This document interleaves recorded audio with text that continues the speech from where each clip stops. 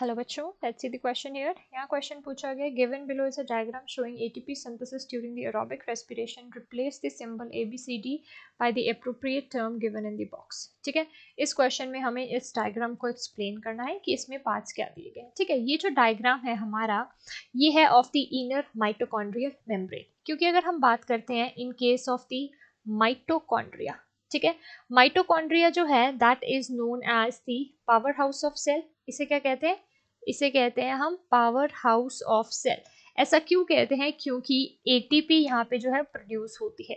ठीक है, माइटोकॉन्ड्रिया में एटीपी सिंथेसिस होती है, इसीलिए इसे पावर हाउस ऑफ सेल कहा जाता है। ठीक है, अगर हम इसका स्ट्रक्चर देखें तो इसके स्ट्रक्चर में हमारे पास आउटर मेम्ब्रेन आती है। ठीक है, फिर हमारे पास आ जाती है इनर मेम्ब्रेन। ठीक है, और इन दोनों के स्पेस में प्रेजेंट होता है हमारा inter membranal, right, inter membranal space.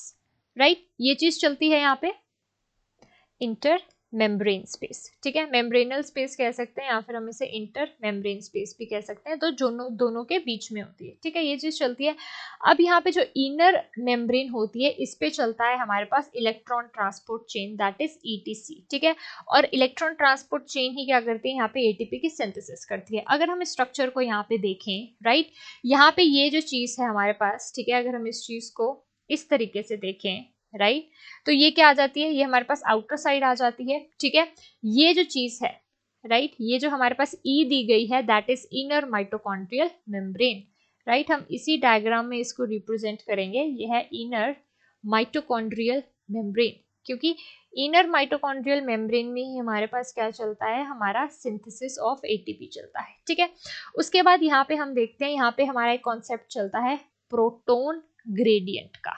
ठीक है, प्रोटोन ग्रेडियंट जो होता है वो एटीपी सिंथेसिस के लिए बहुत इंपॉर्टेंट होता है।